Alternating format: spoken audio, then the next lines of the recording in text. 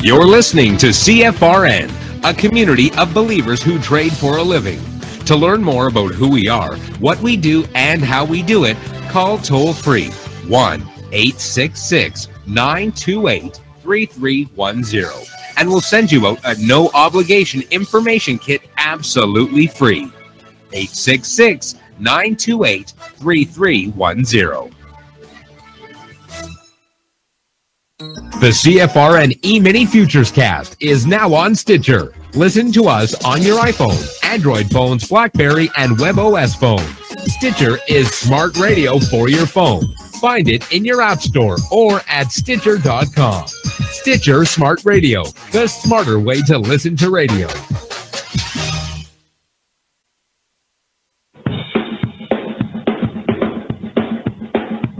Are you ready, Steve? Andy? Yeah! Bert? Well, all right, fellas. Well, let's go!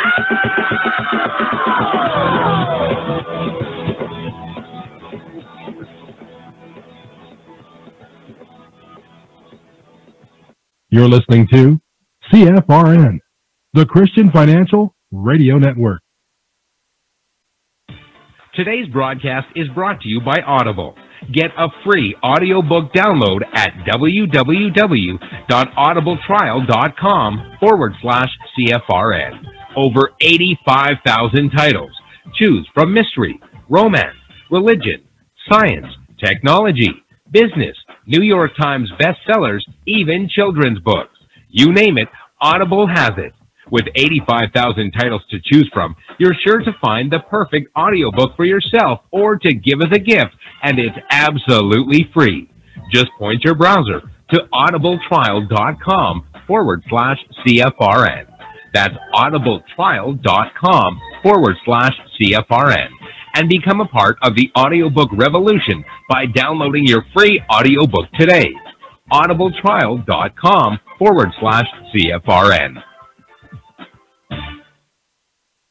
Hey trader, want to get rich quick? Well, good luck with that. If on the other hand you actually want to learn how to trade, the place to be is www.cfrn.net. Tune in Monday through Friday, 9 a.m. Eastern for our daily devotional, and then spend the next 3 hours learning how it's done from professional traders who actually trade for a living. That's www.cfrn.net. Every trading day from 9 a.m. to 1 p.m. Eastern. CFRN, a community of believers who trade for a living.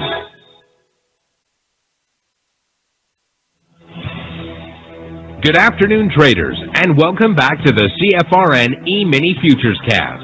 This is the daily broadcast of Indeterminate Length, where we discuss all things Emini, along with some really big ideas on the finer points of trading gold, bonds, crude, sugar, the euro, and even T-bills. Joining us today from our studios in Boston, Mr. Michael Borth. From our trading desk in Chicago, Mr. Burton Schlichter. Now, to get things started, let's go to our host and founder in Studio A, overlooking South Mountain, America's largest city park. Here's Dwayne. Good afternoon. Welcome back. Today is Tuesday, 5th day of February 2019. State of the Union address tonight. Yes. Speech at 7 p.m. Circus all day long. True story. Yep, they're making a big to-do out of it. In fact, it's Fox News all-day coverage of a speech. All-day coverage of a speech that happens tonight at 7 p.m. Eastern. It's going to be a good speech, I believe. I think it's going to bring some volatility to the markets, which is always nice. We don't recommend trading news events, only because we don't know how to trade them ourselves, so it'd be kind of foolish. But this is more than an economic report. We had ISM or something out today. There's something out most every day. This is different. Those of you that were here the night President Trump was elected, you know what volatility is like. And wow, we had a great time. Tonight, we'll see. We'll see what happens.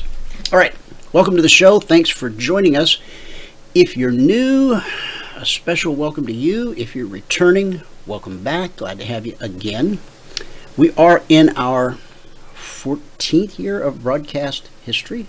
2005 to 2019. That's 14 years. Oh, and that video that I played right at the beginning, it was before I started the recording, so some of you on YouTube, I guess you didn't see it. I didn't think about that. Those of you that were here in the live audience, well, you saw it.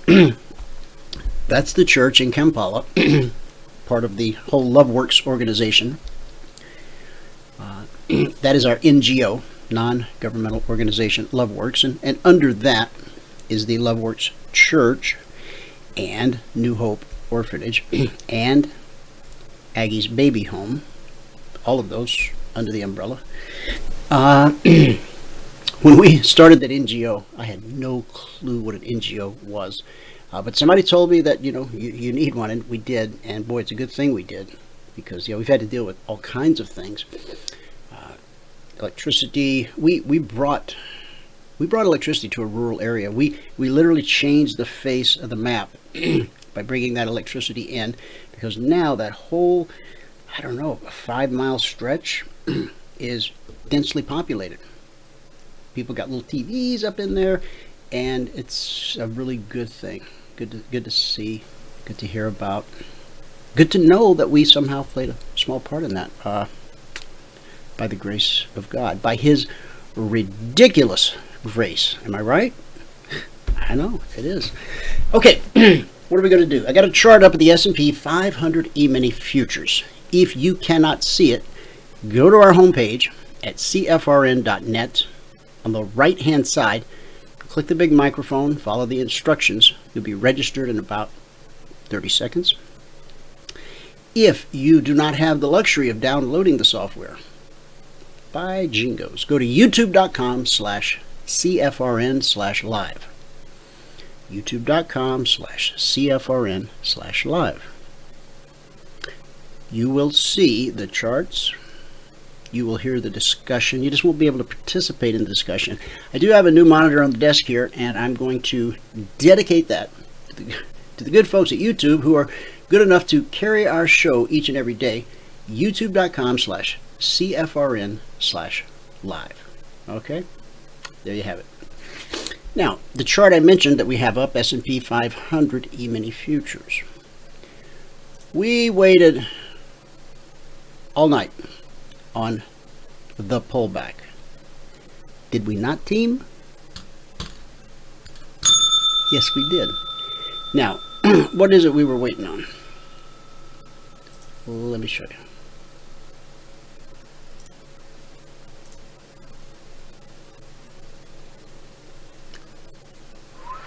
Right there. Talked about it in the channel, we talked about it, and we waited, and we talked, and we waited, and we talked, and there it was. Oop, there it was. Yep. Now, if I do this, some say, but that's red and falling, boss. Well, it is, but it's also above the 50-yard line. And then right here, it changes its nationality and continues higher. So if this was the pullback, might we be so bold as to think this could be the home of the future pullback? I think so. Now, let me point out, 2713/4. I know today's only Tuesday, but I have so many people on the trial this week that I wanted to be able to just demonstrate this live in real time. Oh, by the way, we have a webinar today at 4 p.m. Eastern. Love for you to join us. I'll ask Valerie to be so kind as to put that link into the chat box for you. 4 p.m. Eastern, right here. Okay, just grab the link and register. All right. This week's weekly trading zone. This trading zone, both last week and this week, okay, sometimes that happens, and this was last week's highest weekly trading zone. Top of the mountain last week, 2735/36. I always tell you, when I break out the new zones on Thursday, and in particular when I break them out really early, like a Tuesday, like I just did, you should jot them down, because in days to come, they'll be useful. Okay? So we're looking for a pull back into this area, and if it looks like we're going to get one more push, we'll ride that wave too. We've had an extremely active trial, lots of discussion. It's really been good. If you haven't joined us, well, please do. Please do. Let me show you just real quick. We are in week 26. 194 people here. Week 26. Post beta. We did a 3-week beta test before we launched Logic 247. And so since this past Sunday night, less than 48 hours ago, we've had an ES reach its target. These are the Concierge Trade Alerts. Lots of commentary, lots of links, because it is a trial channel. Oh, second alert of the week stopped out. And then a copper reached its target. NQ reached its target. Dow reached its target. Natural gas, a 3-cent target. That's good. ES hit the target. The Dow hit the target. This ES was never triggered. This crude reached its target.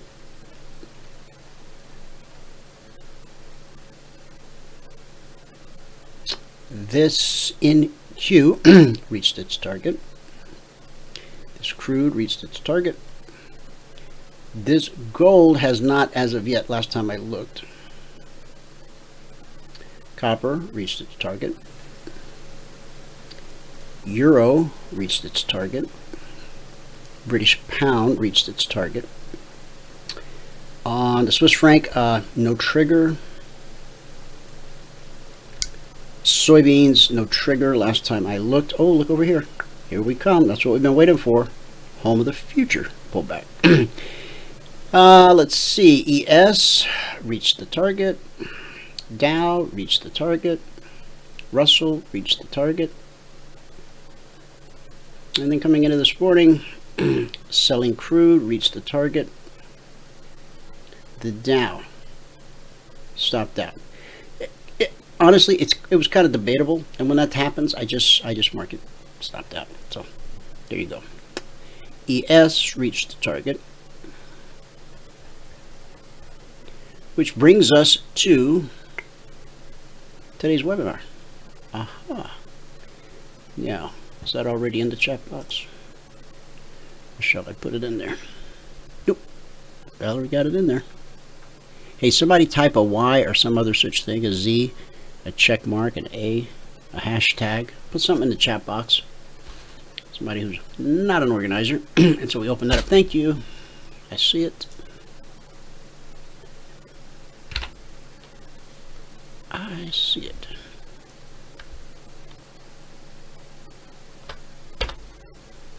And now, Valerie, if you'll put it in the other chat box, the question box. I already did.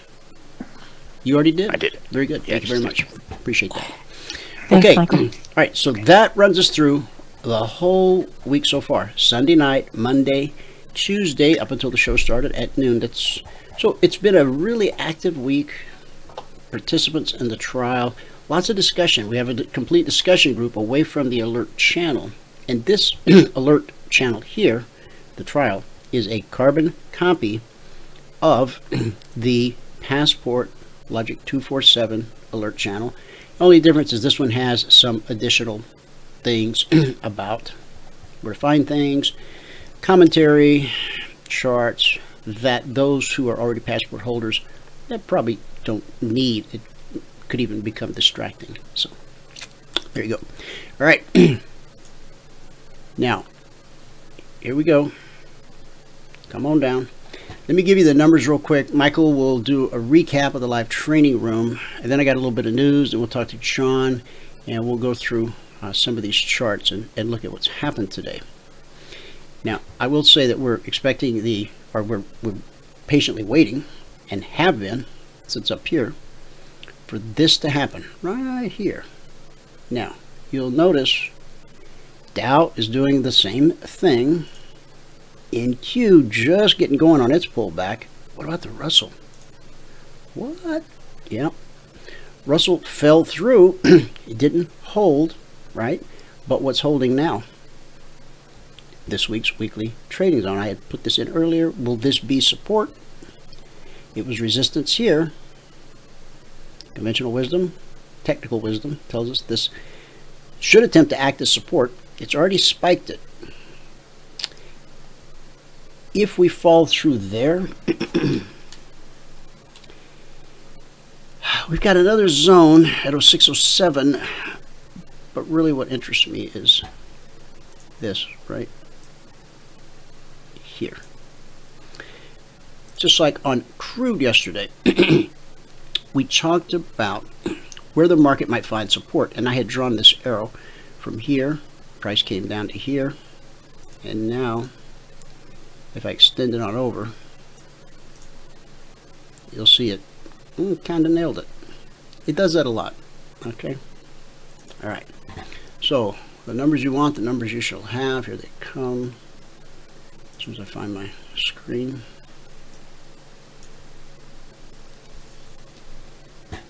Reminder, speeds at 7.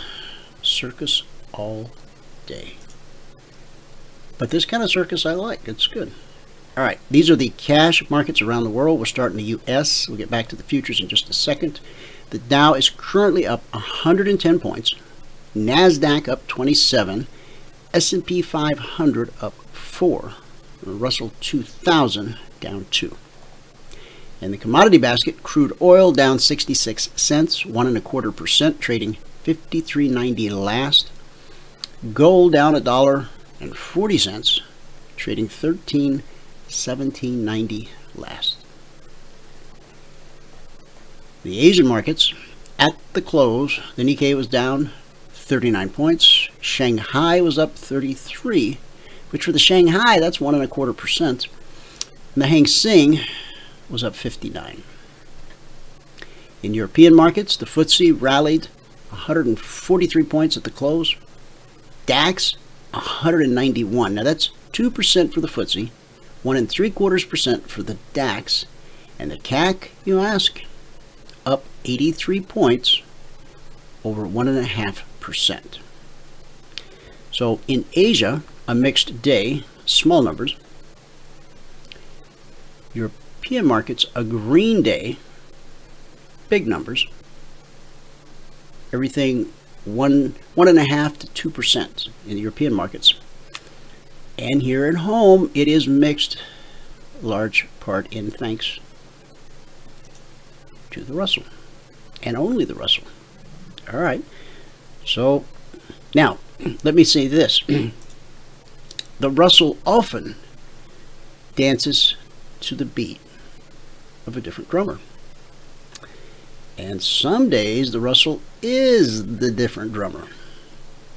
Will this pull the other indices down?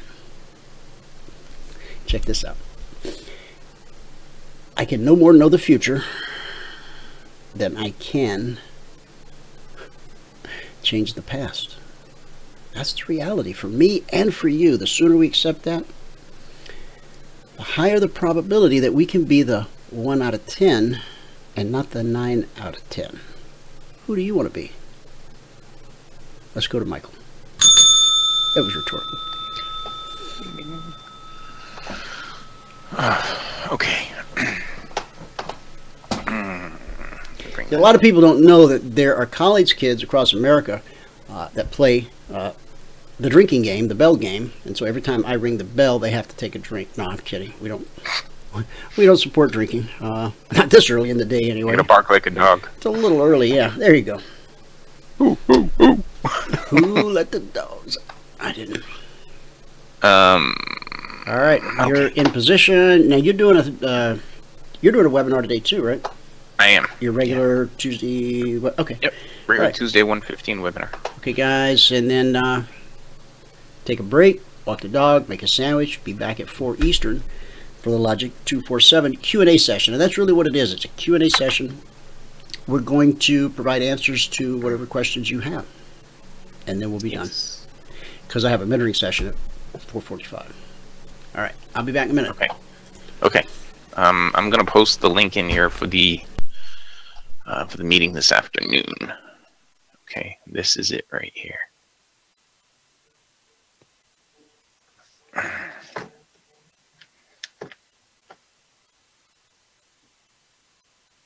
Hang on, I'm trying to copy it. But okay, there it is. This is the link for the meeting that I'm doing in, well, a little less than an hour from now. Okay, that is the link to that. Now, I'll go over what we did this morning. First, if you have not taken a free trial with us, go to the home page at CFRN.net.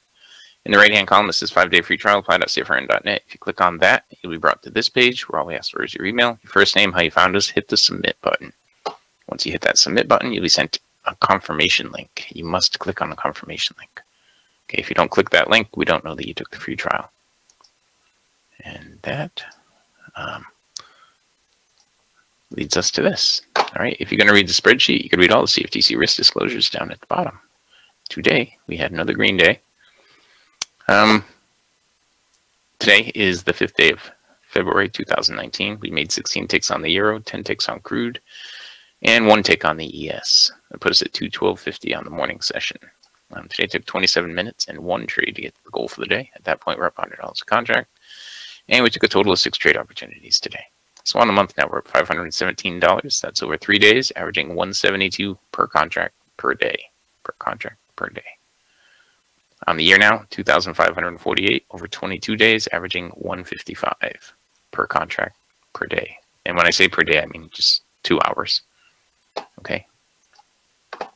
So let's go take a look at what we did or didn't do. Now, gold didn't give us anything until right at the end of the session. It was right here. This down close, this gravestone doji right here. And that was it, 18.5. And it dropped all the way down to 16.8 for 17 ticks. Since then, it's done nothing. Okay, that was gold today. The euro, we only had this 1 trade opportunity this morning on the euro right here. And we picked up, that's where we got our goal for the day. We picked up 16 ticks on that. Okay, 16 ticks. And then you see the slingshot wasn't letting us do anything in here. I didn't want to do that because we weren't really trending. Then it put in a trend, and then it reversed the trend. And then we got into the break, and it didn't do anything during the break. Okay. Crude oil. Let's see, what did we do on crude? We had a bunch of break-evens, and well, we had a couple of break-evens. Let's say a bunch. But I missed some trades on crude. We started out here. I missed this momentum long trade right here. Probably would have gotten the goal for the day, pretty close to it on that one. But I definitely would have gotten it if I got both of those. Then I ended up with a break even here. I missed that. I missed that. I missed that. Got a break even here. I missed that. We got 4 ticks there and 6 ticks there to put us at plus 10. And then I missed that. And then we're in the break. Oh, I circled this at the end of the session. Okay. Then we get into the break, and during the break, let's see here. Nothing during the break. Okay. Now the ES was kind of a slow grinder today. All right. We started out right here above the weekly trading zone, and it was all choppy. There was no way we could do anything with this all through here. Okay. All through here. And finally it started to move up, but right here when it closed up above the trend line, the cycle was going down too steep, so we left that alone. It was a momentum trade, so if you did get into it, it would have been a break even at best. Then it finally reversed direction with what it seemed like was some sort of emphasis, and we took a short right there. We got one tick on it, came right back up and got into more chop. And yeah, there was nothing during break. I mean, you might have a short opportunity right here, right now. Okay, from 27.25. That was it for the ES today. It was a tough day. And you know, we got that Trump speaking tonight. It's gonna mess with the markets a little bit, I think. The State of the Union. All right, so let's go back here to my recap results. If you're going to read the spreadsheet, you got to read all the CFTC risk disclosures down at the bottom. Now, keep in mind that we're still early on in the year, so the results aren't going to be huge. But if you look at, you know, last year's, that's what happened last year. So far this year, well, we made 2,000 last month, and we're up 500 this month so far. Again, if you're going to read the spreadsheet, you can read all the CFTC risk disclosures down at the bottom. Today we made 16 ticks in the euro, 10 ticks in crude, and 1 tick on the ES. Put us at 212.50. That took 27 minutes in one trade to get to the goal for the day today. At that point, we're up $100 a contract. And we took a total of 6 trades. So on the month now, we're at 517.50. That's over 3 days, averaging 172 per day. And on the year, 25.48 over 22 days, averaging 115 per year. I'm averaging 115 per day, and this was 172 per day, not per year. Yes, if you have not taken a free trial with us, go to the home page at CFRN.net. And over here in the right-hand column, it says 5-day free trial, apply.cfrn.net. If you click on that, you'll be brought to this page, where all we ask for is your email, your first name, and how you found us. Hit the submit button. Once you hit that submit button, you'll be sent a confirmation link. You must click on the confirmation link. Okay, if you don't click the confirmation link, we don't know that you took the free trial. So make sure you click that link. Okay? Okay. And with that, we will pass it back out to fabulous Phoenix, Arizona, overlooking South Mountain. Studio A, overlooking South Mountain, America's largest city park. Had a really pretty sunset last night. I don't know if I have that picture. Yes, it was quite lovely. It was a really pretty sunset. I don't know, there's so much stuff in that telegram. So much information. There you go. Ton of it, ton of it. Speaking of, scrolling way up.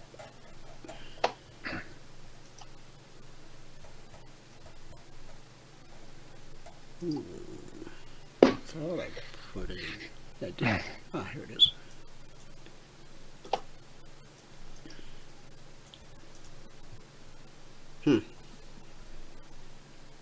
How's that look over there? It's long distance, you know. Oh, okay. Okay, there it is. Yeah. No, it looks pretty. Yep. Pretty. Oh, you could go through. You could just slide through all your images. Okay. Oh, on In the Telegram channel. Yep. Oh, on the Telegram channel? I didn't know you could do that in That's Telegram. what I'm doing. Yep. All the media that you've shared. That's what it does. Interesting. Telegram. And it's free. All right. Home of the future pullback, guys. This is what we've been waiting for. Recap of the recap. Today it took 27 minutes and 1 trade to get to the goal for the day. At that point, we're up $100 per contract. Good job. I think John might be here because he jingled my phone right after you started. He is. I'll open up his mic. There we go. Mic is open. Hey, John. Welcome to the show. Okay, now I'm going to probably have to jingle him. That's okay. Jingle him back. Jingle him back. Okay. So, some of my pals there in the discussion.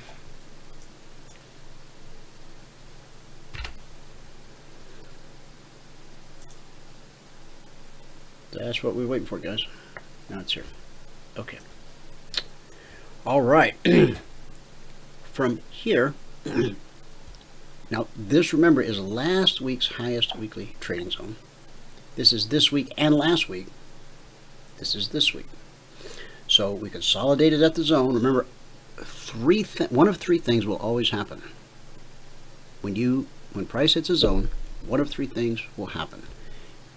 Right here, consolidation. That's the most likely thing. Here's another look at consolidation. Remember, these are 30-minute candles. A lot goes on inside a 30-minute candle. So if you were running, 1-minute candles or 5-minute candles, well, you just see all kinds of action right across here. Okay? Consolidation. Second most likely thing is rejection.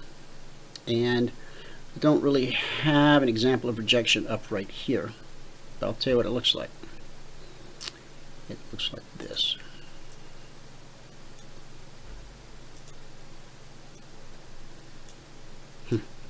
Except it's in the middle of the candle. There you go, like that. Price comes down, touches the zone, and then leaves a wick in its wake. A wick in its wake. Whether it's from the upside or below, price was rejected. Okay. So then we go back to consolidation. And this one, yeah, you gotta remember, 30-minute candle. So how much activity in here would you see on a 5-minute or any other smaller time frame? Considerable. On a 30 minutes, sometimes it looked like it sliced through. If this had closed on the high, that's what we'd have called it. We'd have just said, yeah, it sliced right through there. Okay, because that's the third thing that you can expect. Most likely is consolidation. Second most likely is rejection. And the third is a slice, and that's when price this is almost qualified. So just imagine this was an all green candle. Yeah, we would say that price sliced through it, then did what we expect price to do. Pull back and test for good support when it breaks through to the upside like that. And then we expect price to continue to the next zone overhead, unless it runs into an opposing force, price does, greater than itself. Now, the next weekly trading zone, since I've already let the cat out of the bag, 2775/76. That's this week's highest weekly trading zone. John, you there? I'll jingle. Still not yet. Yeah, I'll jingle him in a minute. Okay.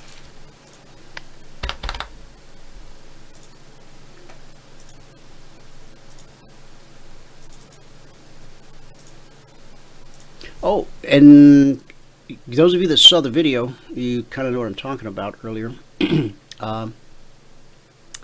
Agnes is flying to West Palm Beach. She's going to meet with Dr. Tom. She had a layover in North Carolina, which seemed a little coincidental, but it's a true story. And she'll be back Saturday. Now, in that video that you were watching, the first lady on the stage holding a microphone, that was Agnes. Of course, the preacher at the beginning, that was Chris. That was his wife, Agnes. I'll play it again at the end. Okay, now 2775/76. We got a lot of room to the upside, about 35-40 points, though even more taking into consideration the pullback. So, all right, we don't have a this week zone overhead, but last week's zone worked out pretty well for us. So from here, I would say that 2730 to 2732 to 2734.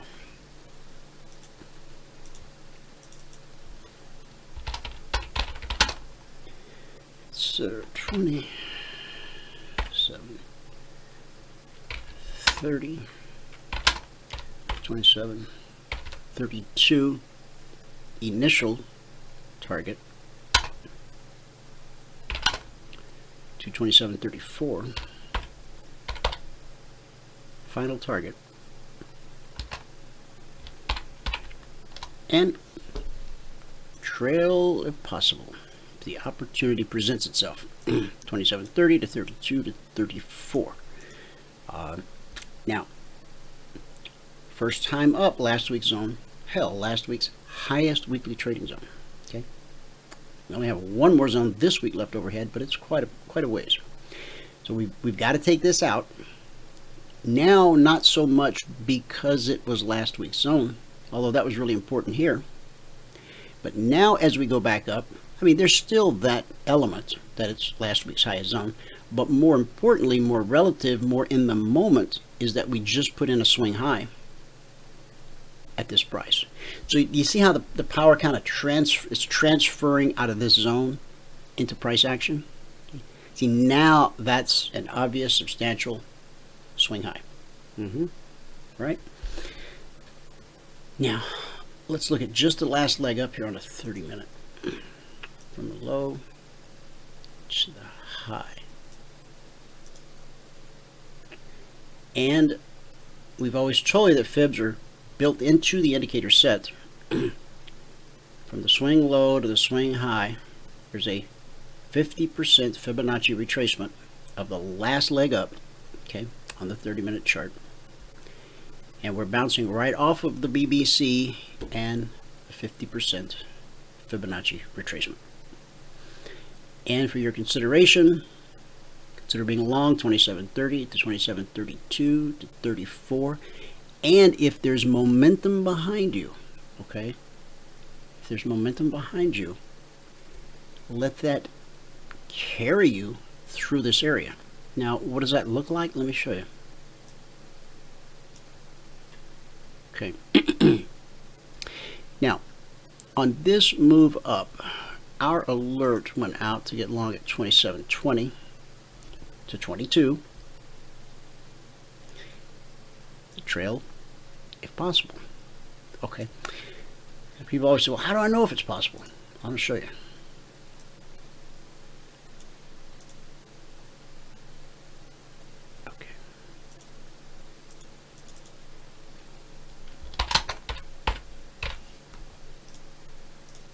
Okay. Look at how the CFMA1 and the step line are positioned. As we're climbing here,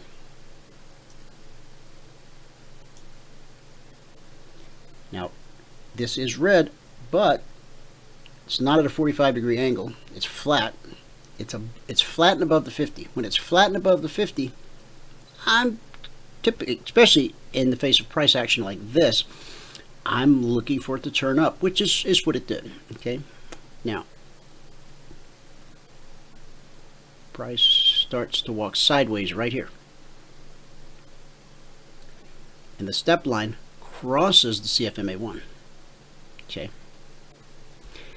now because this is a long move, the first red candle that closes below the step line after it crosses, that's your exit signal.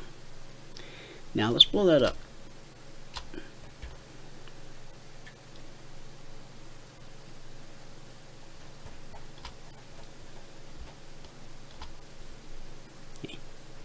Did that close below the step line? Well, when it's that close, when you have to ask yourself, is that a close below? I mean, it's not, because it's right there. And then as the new candle opened, it goes so, I mean, was it within a tick of being an exit signal? Yes. Was it an exit signal? No. And if it was an exit signal by one tick, might you wait for the next candle to see what's going to happen? You might. How much did it tick down? This candle closed at 26.25. So we opened at 26 and we put in a low at 25.75. The close, yeah, so we're talking 2 ticks. Yeah. 2 ticks, and then all of a sudden you got this green candle building. So it could rally. You mean from here? Well, if it takes out these highs, then yeah. Okay. So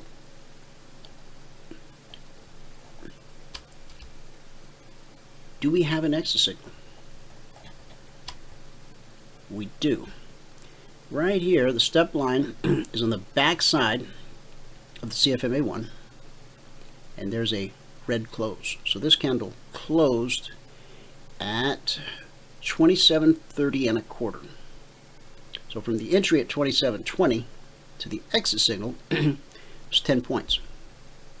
Did it get you out at the swing high? No, it never will.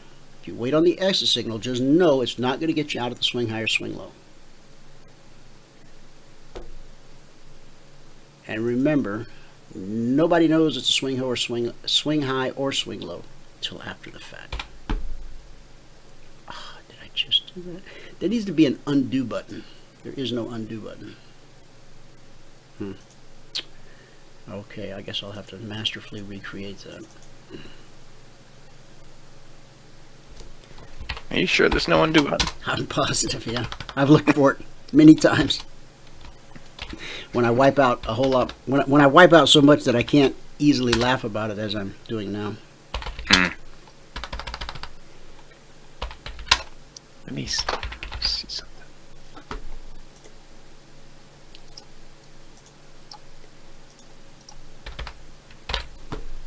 There we go. Now we're cooking. Big ol' S&P. All right. All right, let me call John right now. And, oh, my phone is not working. Man, this phone goes, oh, I don't know if I told you. I did tell you that I got my phone working again. But, Yes. the other morning I was standing making coffee, looking at it lay on the counter. I was like, have you had a chance to dry out yet? I was sort of being snide. Snotty. Snippy. Snarky, yeah. The millennial snide. The millennial snide is snarky. Okay, so I was being snarky, and to prove my point, I just shoved the lightning cord into the port, and it started to charge. The little red thing came on. I thought, wow, that's pretty cool. But I noticed that the battery didn't seem to have as much life as I would, like it to have. Like that. And well, if you go into settings and go to battery, it'll run this little test, and it'll tell you if you have a sick battery. And that's what it told me. You have a sick battery. Interesting. And it's and then so then I go on the internet, because I know that they were doing a thing where Apple was giving away free batteries. Unfortunately, that program seems to have ended December of last year. Not positive, but they say if you go into a store, you can usually talk one of the geniuses into replacing it for you. That's what they call them, geniuses. They sit at the Genius Bar. Okay. And so I'm going to do that. Now, when they were given the giveaway program, because they were messing with people and they got caught. That's why they gave away all the free batteries. Apple doesn't give anything away free if they don't have to. It costs you $25 to have the free battery installed. Got to pay the genius. But without that program, it's like $80 to get a brand new battery installed. And I'm thinking, compared to buying a new phone or a different phone, I mean, with a new battery, I guess I can get a couple years, maybe 3, out of this handset. So that's what I'm going to do over the weekend. I'm going to go to the Genius Bar. Yeah. Ride the guy about being called a genius and get a battery for $80. Sounds like a reasonable request. Okay, so I got to plug my phone in. Okay.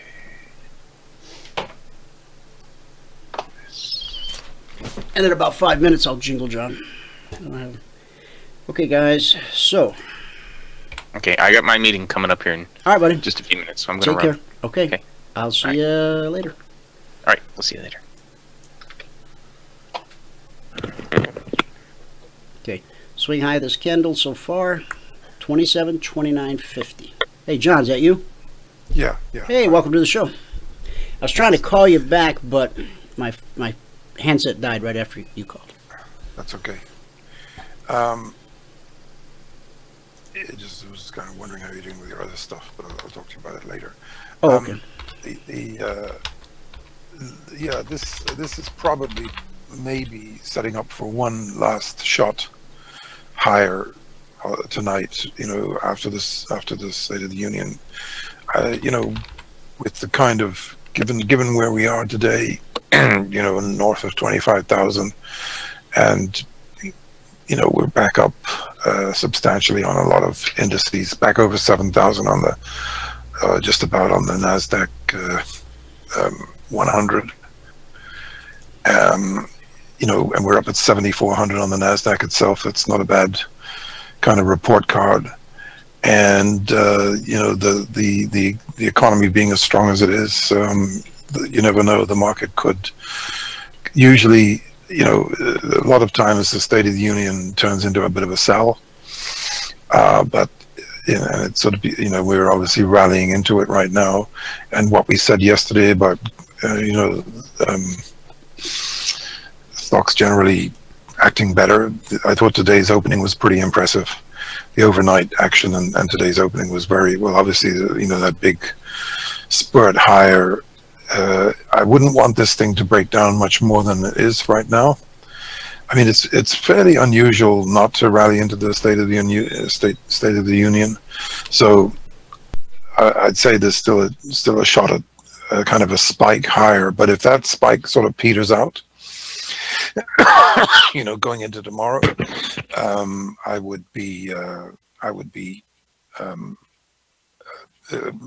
think the amazing run we've had might be coming to an end. But keep in mind that back in '87, which is kind of a replica of this year,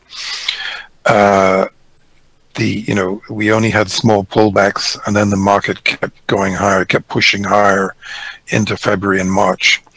So I wouldn't expect too much of a pullback in any of these indices. Meanwhile, the gold and silver are hanging in pretty well. Not too enamored with the platinum, but palladium's acting very well. Copper's acting great, and you only have to pop maybe $5 in gold, and maybe 10 cents in silver, 10 or 20 cents in silver, and I think that the bull trend will be back on. Incidentally, we called lumber. You might want to put up the lumber chart. It's almost limit up again. I mean, it's actually having some kind of recovery here. It's just incredible from that 300 level. It's gone up very dramatically. And I would be keep an eye on the soybeans and the soy meal. By the way, what day is it today? It's 5th. Is it the 5th or the 6th? 5th. The next Monday is, or in a few days' time, is the grain report coming out. Usually on the 12th.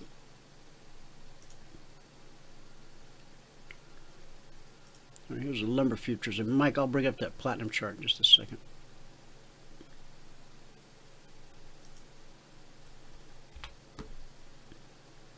Okay, this is a daily lumber futures.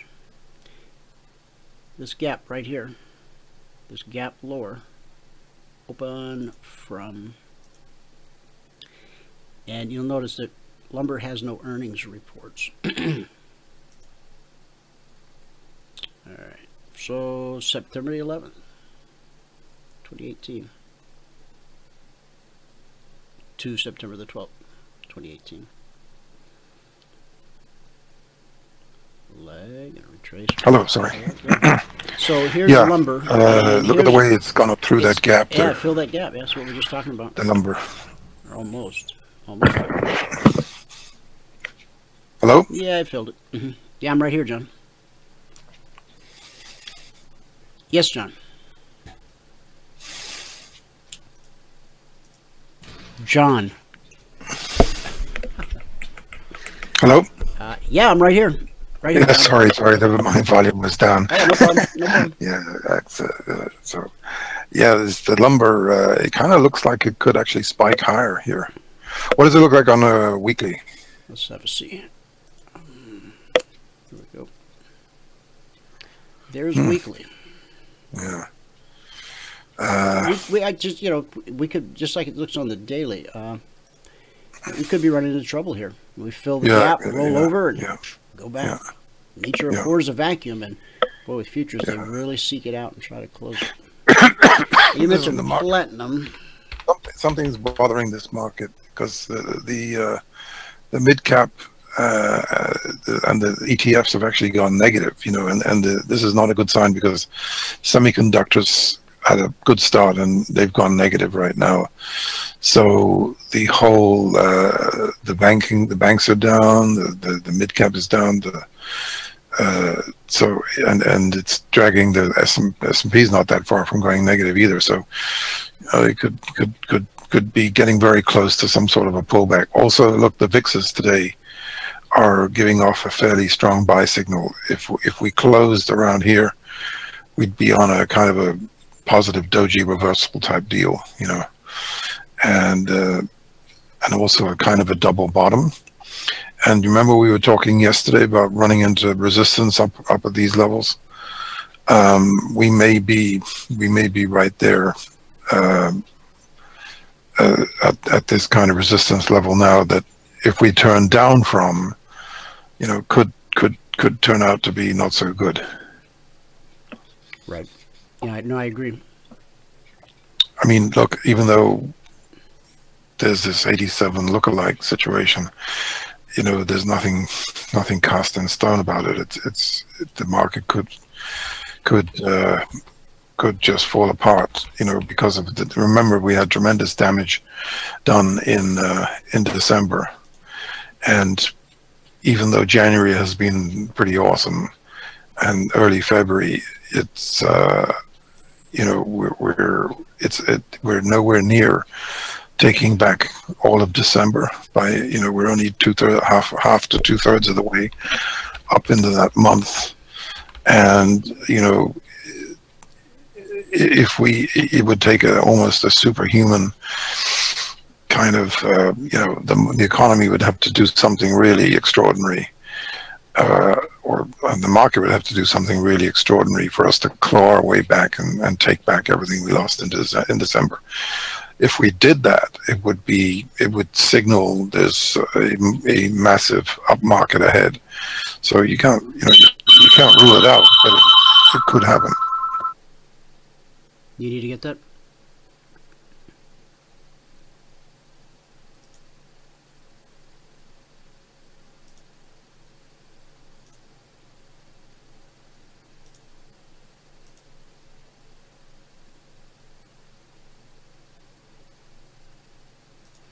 All right, guys, this is the NQ, okay? It's delayed its pullback, right? It's just now approaching. The S&P, on the S&P, we've hit the zone. So now this is this week's zone and last week's zone, right? So we expect support here and begin that move higher. If that doesn't happen, if we trade below, if we come below and then hold on a pullback, then this will become a very different alert. It's a beautiful thing about futures. One of the, aside from the fact that it's purely electronic, you get the same respect as Goldman Sachs. There's no market maker, no middleman. All of that and more. No $25,000 minimum balance in your trading account. Whatever the market does, the market rallies, you can go along. And if it falters, you can go along. And having guidelines that say, okay, well, when price gets above this zone, it's going to try to get to the zone overhead. Even if it's last week's highest weekly trading zone. And if it gets stopped, remember, price will continue in whatever direction it's moving until it meets a force greater than itself, which is what happened here. Question is, this selling pressure and or lack of buying, will it be met with a force greater than itself? Will there be more on the bid than those on the ask? Yeah, I tell people don't call me between 12 and 2, but they still, obviously can't tell everybody that, but that's why I get a few calls here and there. Sorry about that. That's right. The lumber, boy, this lumber looks like it's probably going to lock itself, limit up before the day's out. I guess it speaks well of the stronger economy, in spite of it all, and the housing market coming back.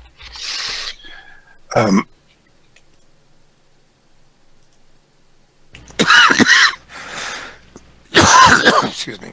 What time does lumber close? It closes early, right? It's kind of got weird hours. Now the soybeans that you spoke of earlier. All right. I think around 2:30 or 3 lumber closes. So yeah, the grain news is coming out. Major grain news here in the next on the 12th. It's typically on the 12th, right? Yeah. I think so. So I think that's going to be that might be the differentiator between this deal coming out of China. That's about as slick a trend line as you'll ever draw, I suppose. Look at that.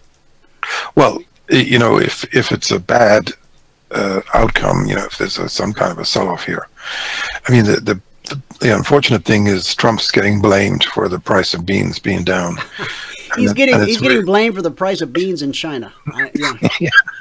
But in actual fact, I think it's just the fact that the climate, the global warming, is doing such an incredible job of growing more crops that it's the one thing that's kind of backfired on it. So there's not much you can do about it. Unless China buys a huge amount, which may happen. Obviously, if we get up above 10.5 or so, that would be a pretty welcome development. But the more than likely that this, in spite of, I guess if a deal is done with China, it probably will help the price. And the funny thing about one should keep in mind that we are actually we are in an uptrend. So if for any reason this market suddenly went north in a fairly strong way, you'd probably want to go with it, because these beans have a habit of when they go, they tend to go very strongly. Oh yeah, and when they fall, just like over here, look at this. Just from 1050 down to 850. Right. It's a $2 decline in beans over a period of not that long. Let's see, the swing high was May 29th of last year, and this low was July 16th. Yeah. So what, 2 months? Mm-hmm. Yeah, 2 months we dropped $2, 1050 to 850. I don't remember why that was or what it's all about, but that's what happened. There was a question from Brad. John, are you still bullish on the Dow over the next couple months? Well, yeah, I kind of am, given, look, when you get January is a huge, a massive reversal by any measure. And,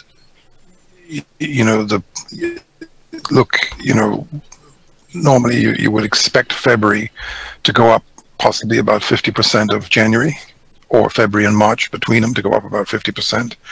So there's an outside chance that, if there is this follow through, then I would, I'm open-minded. Put it this way: I'm kind of biased towards stronger February and March. But if the market comes in and gives us a sell signal, I think you've got to go with it, because there's no guarantee. There's things out there today that didn't happen in '87 that could create problems for the market, and there could be political issues. You got a lot of these subpoenas and things and hearings that could have negative consequences. On the other hand, if the Mueller report comes out and Trump is exonerated, that could be a pretty big deal as well. So there's a lot of things, positive and negative things that could happen. You know, you've got by the time we get towards the end of the quarter, you'll see how January is doing and how February is doing, you know, through this shutdown and everything. And obviously, if the employment keeps, you know, if they keep creating more than 300,000 jobs, I'd say the market's gonna still be pretty firm. So that's kind of, you know, I think you've just got to take it day by day, like we do here every day. Just, you know, but you know, you have to be. I mean, look, an uptrend like this can kind of arc up. It could arc up into and go a little bit exponential. You know, if we start getting over 26,000 on the Dow, 27,000, it would be a sign that you know, it's going back to test its highs. And I mean, look, I think we're gonna. I really believe we're probably gonna have some sort of a pullback, and it could be a shocker. Sometime in the next 3 months, I'd say, you know, April, May, sometime before May, we're going to have some sort of a pullback. And then after that, I think the market's going to be very strong. I'm really bullish on the second half of the year. And it may be an inflation, it may be because inflation's kicking back into the system. And just one sec. Go ahead. Yeah, inflation could be kicking back in the system, and that would give the GDP a lift. Also, a weaker dollar would help too. Gotcha. Gotcha. All right. This soybeans, guys, this is worth keeping an eye on, especially if you trade longer term, if you do any swing trading. If price gets back above here, okay, then you might enjoy this. That doesn't look like a lot. Swing low, or the bottom of the box, we'll call it 935. Top of the box, 952. That's a little arbitrary. I mean, I could have put it at 41. I could have put it at 42.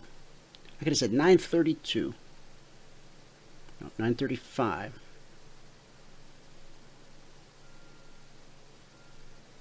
To 945. Yeah. Okay. 935 to 945. 945. 935. 935, 945. That's a 10-cent move.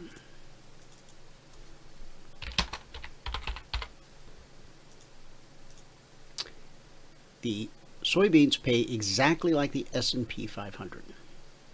There are 4 ticks to a point. Each tick is worth $12.50 per tick. 4 ticks to a point, just like the S&P, 1 point equals $50. $12.50 times 4. You might think of it as 4 quarters to a dollar. 1 point, $1. Get it? Okay.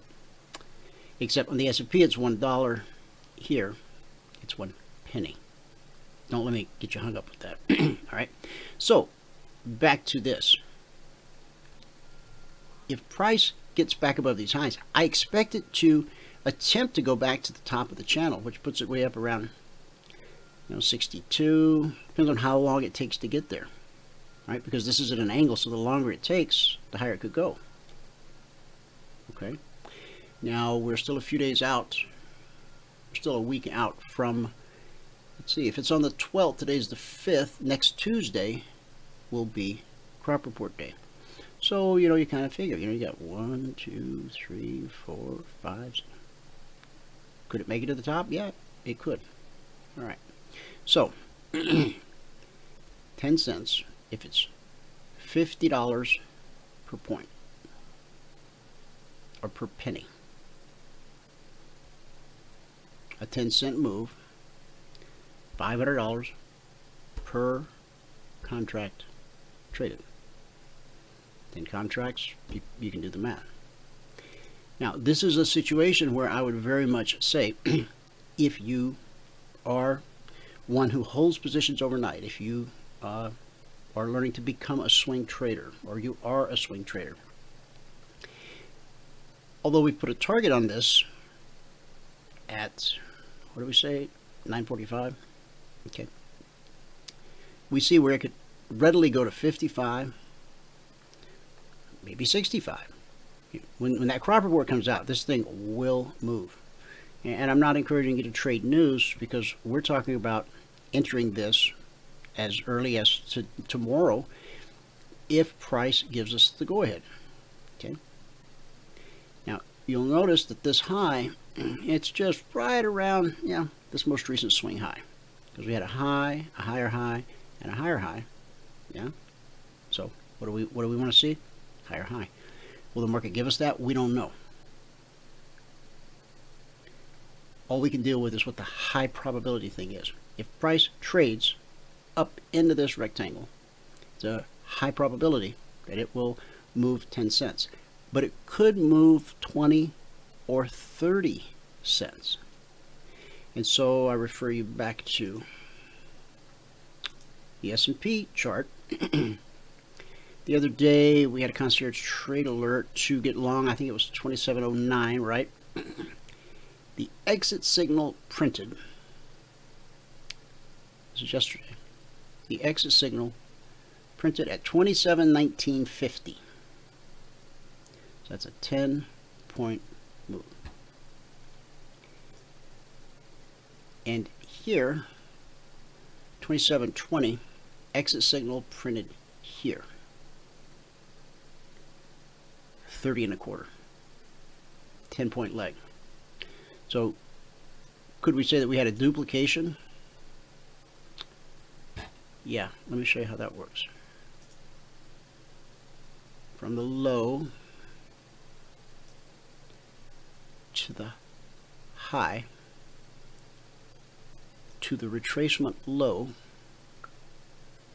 which actually is right, that's the retracement low right there.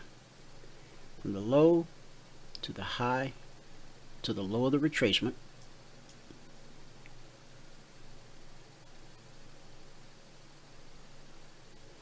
We've got a 62. 100% of that leg would actually be right here, 2744. Now that's good to know, because remember we talked about, if this holds, if we not only get the pull back, but if we also get the bounce, right? Well, we would expect price to come up to challenge this high. We know that the highest weekly trading zone for this week is way up here. So what intermediary point do I have that price might trade to? Oh, 2744. That would be a 100% duplication of this leg, or as they say, a measured move. Right? Okay. So keep, if we got the pullback, no longer home of the future pullback, it's now home of the current pullback. We got the pullback, just like we got here. Okay. And for those of you that were patient enough overnight to wait, that bell's for you. Okay. So, leg up to last week's highest weekly trading zone. That's a scenario. And then a continuation, because remember, that's not this week's zone, it's last week's. So its power is diminishing. We're really dealing with the swing high here now more than we are the fact that it was a zone. Next stop, 2744. 10 points higher than this. Would you want to trail if possible? Absolutely. You spend a lot of time and energy getting into a profitable trade scenario. Don't be so quick to jump out. Okay? Learn to read the chart. If you're trading with us, then I can help you learn to read these indicators and understand the methodology so that it literally becomes how you think. It's not just some random set of rules somewhere that you got to follow. You begin to understand it. You write it on a tablet of your heart, and it becomes how you think. That's a good thing.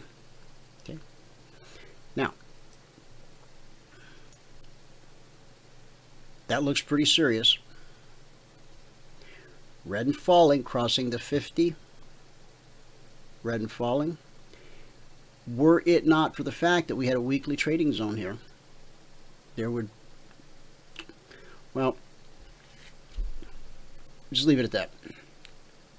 Looking for this.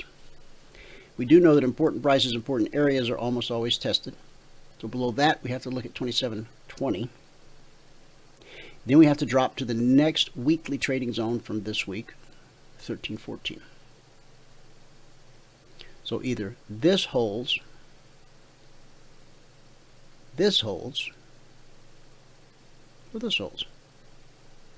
And you say, well, what if none of them hold? Then we go down to 27.05/06. One of those will unfold. Now, once you understand that, I mean, that takes a whole lot of noise out of your head. Just knowing that price is either going to do this, or this, or this. There's not a million different variations. Basically, it's going to go higher or it's going to go lower. I mean, if we want to just really simplify it. And I think that's good to do, to simplify in that manner. And that's what I try to do here in the discussion group in the trial. With all these charts. See, there was the Russell. Did not hold the pullback.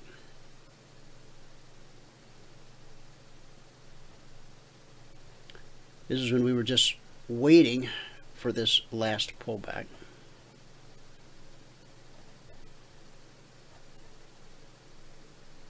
There's the Dow approaching its pullback.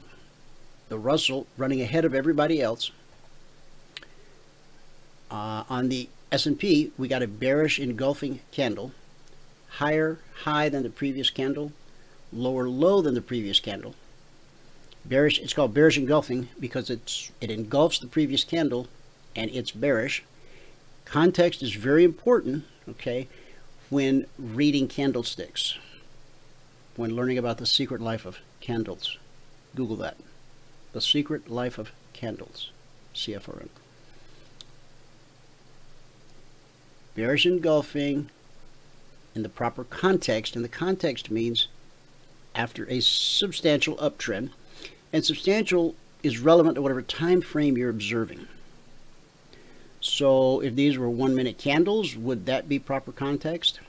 Yeah, it would. I mean, that's 1, 2, 3, 4, 7, 8, 9, 10, 11, 12. Yeah. Okay. All right. Bearish engulfing led to this. Leg, retrace, leg. But that's part of something greater than itself, which is this big leg and this retracement. Right? Right. From the low to the high, pulling back here to this weekly trading zone, it's spiking the 62% fib. Go ahead, John. Yeah, I think it's trying to make an effort to do a turn here. Yeah, which it kind of wants makes to sense. bounce. Yeah, if we get a rally late into the Russell, close. Okay, the Russell led on the way down. The Russell spiked where we thought it might pull back to. It did hit the zone. It's been consolidating here now for the third 30-minute candle, and it looks like it wants to push higher. So if and it let us down, it might lead us back up. Stranger things have happened. Yeah, and actually the semiconductors and the tech and that are turning positive right now. So that's an improvement. The metals, they're holding their ground pretty well. Remember the last run up in gold, the pullback range was about $20. It's about the same off this recent high, and it seems to be getting a lot of support around this 1313 12, 13 area, up to 18 where it is right now. It really, if it's, I would say that if it has a pop here, you know, if it pops about $5 or so, that's probably a go with type situation, because this is the way the gold's been acting. It's tended, I think there's, even though it popped off the lows and consolidated, I think the next pop might be more of a trend. And the gold stocks are not acting too bad either. So you know, the next strong trend to the upside on the gold is going to put the dust and the J dust to new record lows. Again, pretty bullish for the metals. So that's and by the way, the lumber is 30 cents off limit up right now. So that's probably going to go the limit. And if you are long, I'd probably look to sell the lumber tomorrow on a higher opening, if it gives a sell signal. You know, if it somehow looks like it's going to reverse. But this is probably going to end up being a pretty strong week for lumber if we hold these gains. And you know, I think the copper is the way the copper's been acting is good for the metals. It's a little bit of it's certainly signaling a potentially better economy, and it's also probably reacting to the Chinese stimulus, which is you know, you got to keep in mind this the stimulus. What month are you looking at on lumber? March. March. Okay. What is the H? Okay, that's got a little bit different look to it. I just switched it over to LSH 2019. Yeah, it's telling us that if the March is higher, if it's better, stronger. Is that what you're saying? Well, I was just using the front month, the continuous contract. With it's probably K already. Yeah, May already. So, yeah, I mean, what it tells you is there's substantial demand for lumber. You know, right now. You know, where the March month is stronger. And that probably means that there's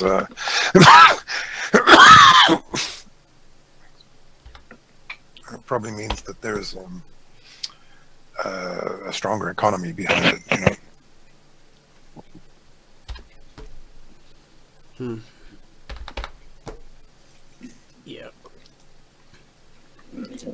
Yeah. I mean, you know, another factor that probably hasn't been had much attention paid to it is for probably, I don't know, maybe that's a better part of a year now, 6 months to a year. The economy has had more people working than ever before. And that's an interesting thing because, you know, we're kind of in uncharted territory, if you think about it. If there are more people working today than ever before, that really is a harbinger of a pretty tight economy. And, you know, it means planes are full, roads are traffic is heavy, you know, gasoline, probably new all-time record highs in consumption, close to that, or probably will be in the next few months.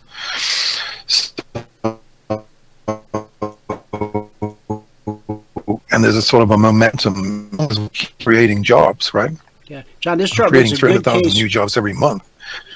This makes a good case for lumber to 480, 470, 475. Right. See this? Right. Probably it might even take that out and go all the way to 500. Yeah, no, it could. It really could. Mm-hmm. Yeah. And because if it does, that would close this gap over here, which is already been closed. That's not an issue. That's a non-issue. Yeah. Right. So if you think about it, you know, if we continue, if the economy keeps creating jobs at this rate, the economy, the market could get pretty tight on everything, and that's a harbinger of inflation as well to come.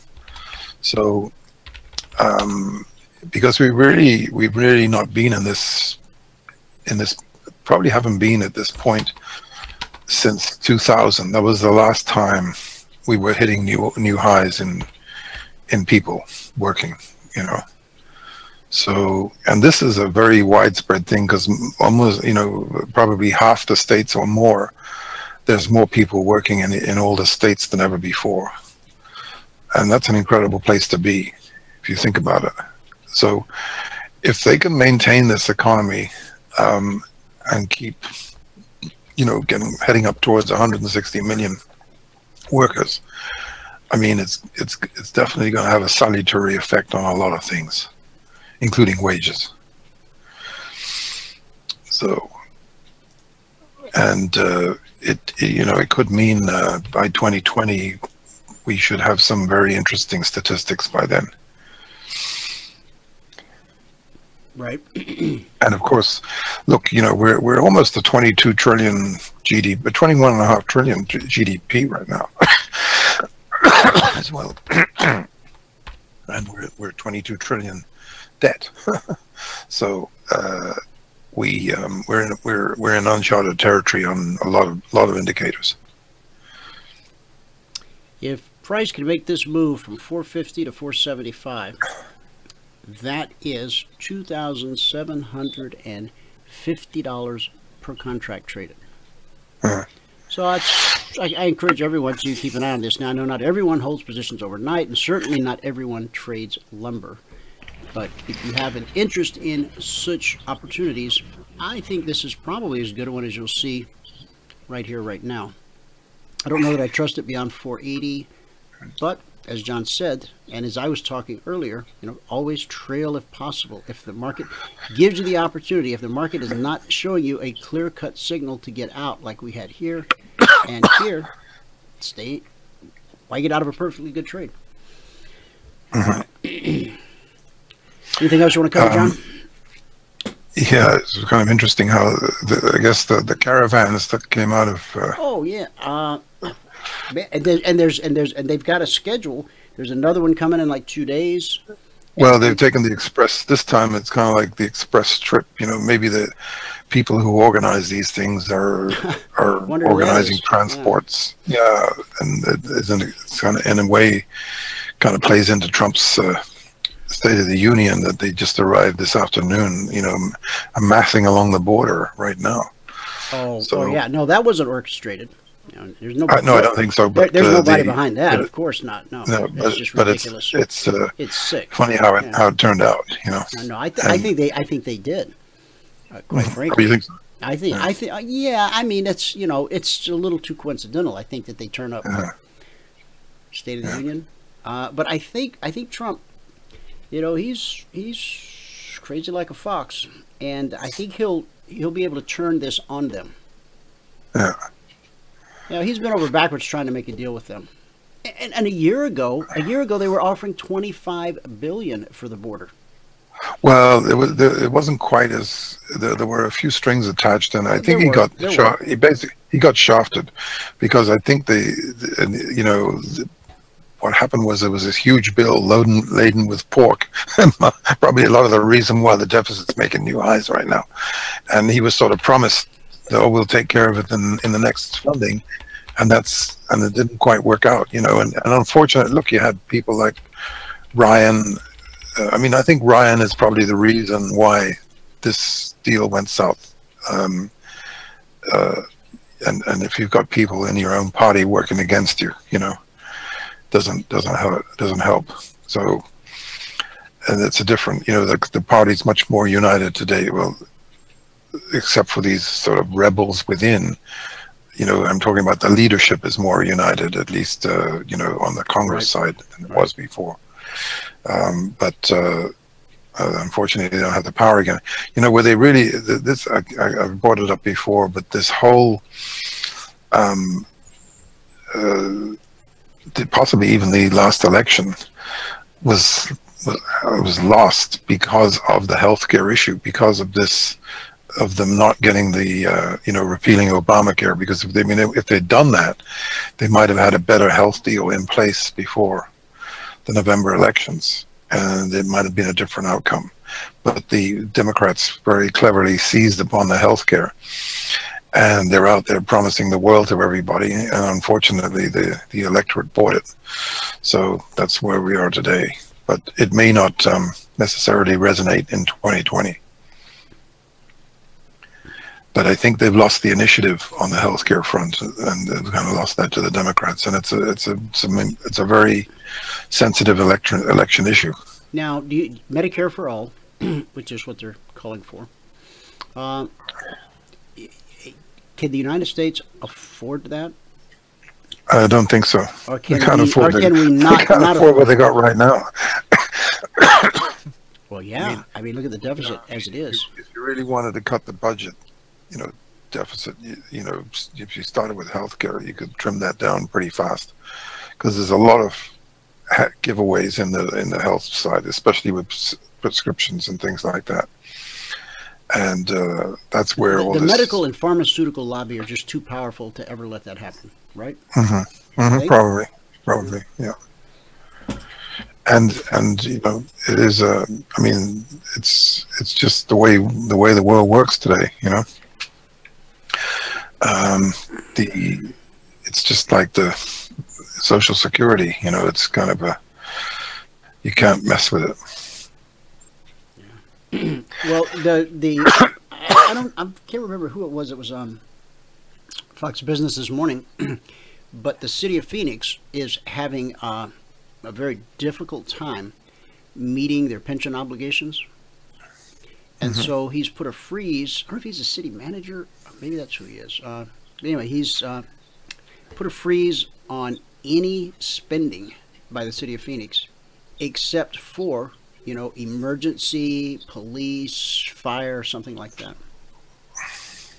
He says not a dime on anything until we figure out how to fund this pension. Now, I have a good friend, really good friend, who, in fact, he traveled with me to Africa twice. He retired from the city of Phoenix. He's a pastor. He also worked for the city of Phoenix. He's retired from the city of Phoenix, and he draws a very nice pension, a very nice retirement check. And that's in jeopardy. I mean, and the guy on Fox News this morning, he says, in Washington, they have the luxury of just printing up some more money if they need it. He goes, we're the city of Phoenix. We don't have that power. We can't print money. He goes, we have to live within our means. Wow. Tell that to your congressman. All right. What else you want to cover? No, listen, I think we've more or less covered everything today. Okay. All right. So you're going to be watching tonight. It's the speech is at 7, but the circus is all day. Yeah. In fact, this morning, I mean, on Fox, bright and early, all day, even talking about it yesterday and the day before, Tuesday, State of the Union, all day coverage. Well, why? Why do you got to cover it all day? He's not going to speak until, you don't even know what to talk about until after he said it. And Schumer yesterday was already knocking the speech. Let the guy, let him speak it. All right, go ahead. Take that. I'll talk to you tomorrow. Thanks. Have a good night. Bye-bye. Bye-bye. Okay, guys. Here we are attempting to bounce. We waited and waited and waited.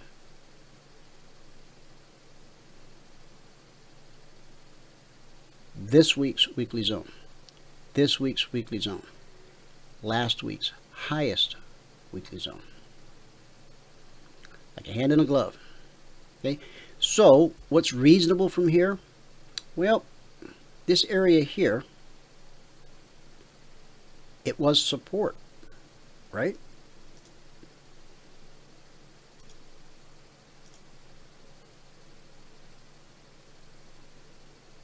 Obviously, you could see that without this, but it was support. This was support. This is support.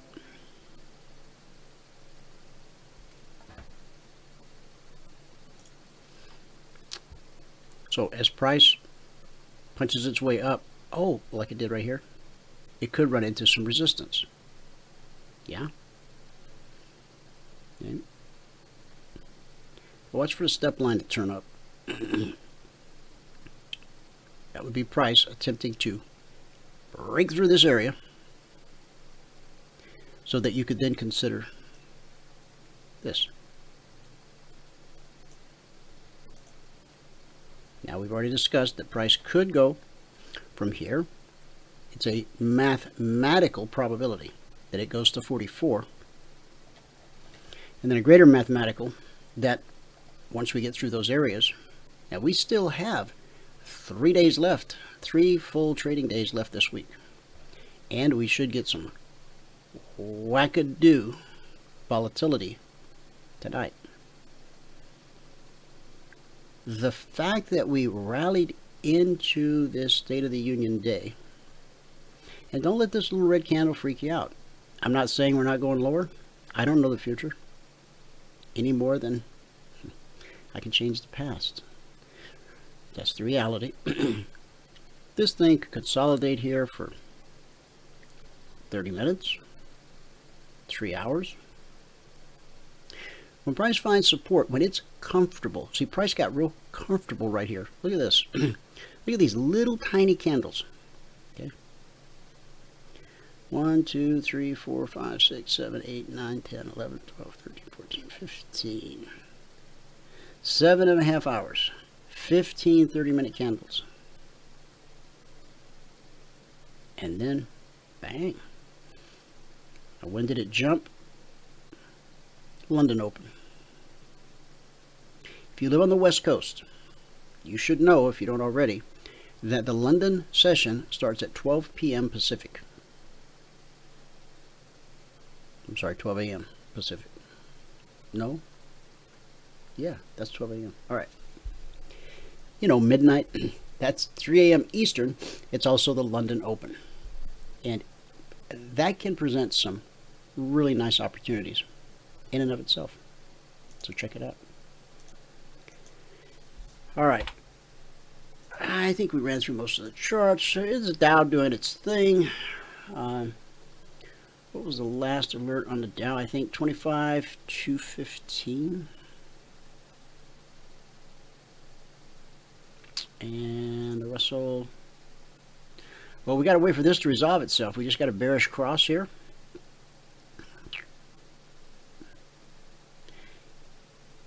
We would typically expect price to pull right up to the BBC and leg down. Okay, but because we have this support, which look how it proved itself right there. I mean, that's a bounce of 15, 13 to 15. That's a 4-point bounce right there in a 30-minute candle. If we fall through, remember 1503 is the number we're looking at. NQ just wants to get up and go. It still didn't pull all the way back to the BBC. Didn't pull all the way back. See, the zone is 60, 69, 69, 69, 69, 69, 70.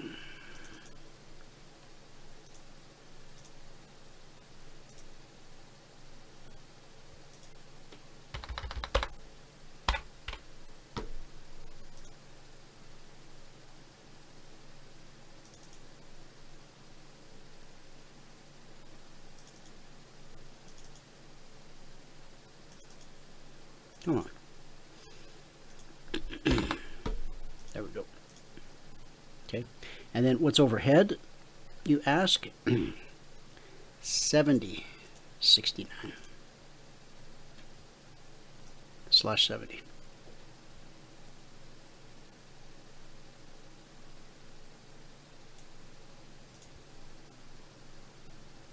Can you see that? Could happen. Look where we pull back to. See that? This dynamic plays out over and over and over and over, day after day after day after day.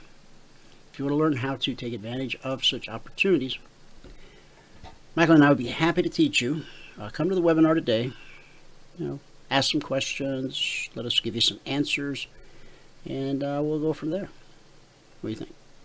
All right. The link's in the chat box.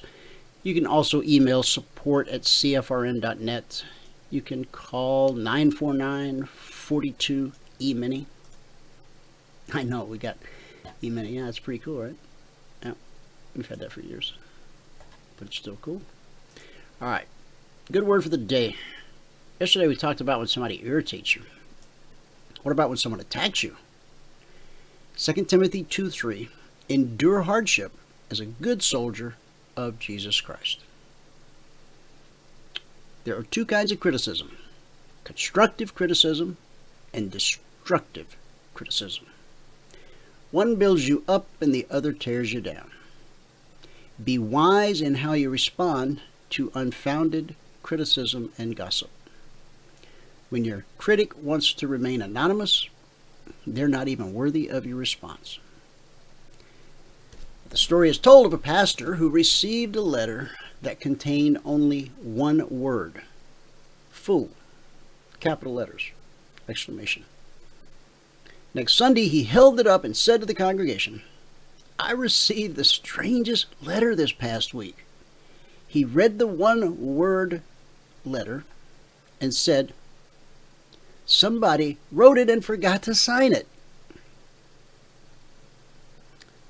Now you say, "But they are attempting to hurt my reputation."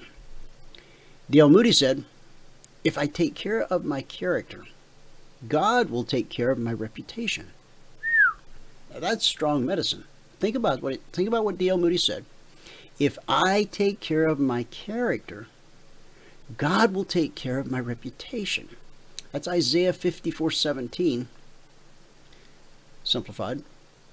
Anytime you're involved in a worthy cause, whether it's raising money for orphans or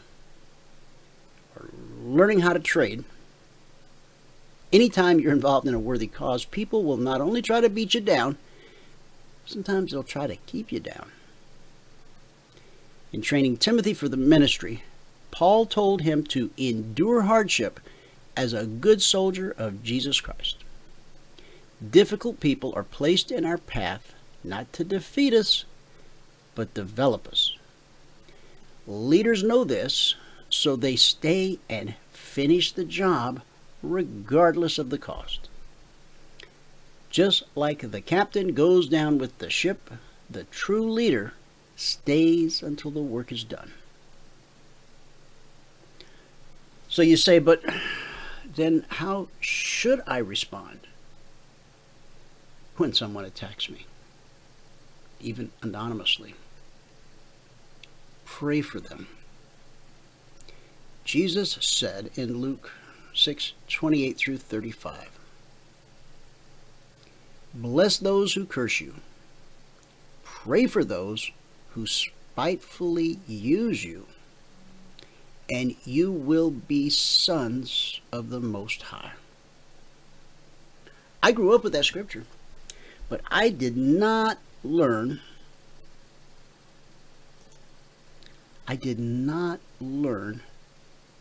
to do that scripture. I grew up with the scripture, but I didn't learn to do the scripture until I was 38-ish. More than a teenager, to say the least. Am I right? So think about it. How should we respond? Pray for them. Jesus said in the red letters, "Bless those who curse you." I know a few of those. Pray for those who spitefully use you. I know a few of those. And you will be sons and daughters of the Most High God. I want to be one of them. How about you? That's our good word for the day. Thanks so much for tuning in. Again, 4 p.m. Eastern today, webinar, Logic 247 webinar. If you're on the alert trial, the 24/7 Emini alert trial, you'll want to come because it's your opportunity to ask questions live in real time. All right? If you're not on the trial, you can be on the trial. If you don't have the link, you want to have the link, call us 949-42-EMINI or just email support@cfrn.net. All right? All right. Thanks so much for tuning in. Whoever you are, wherever you are, may God continue to richly bless you with His mercy and with His grace. And I'll see you at the bell.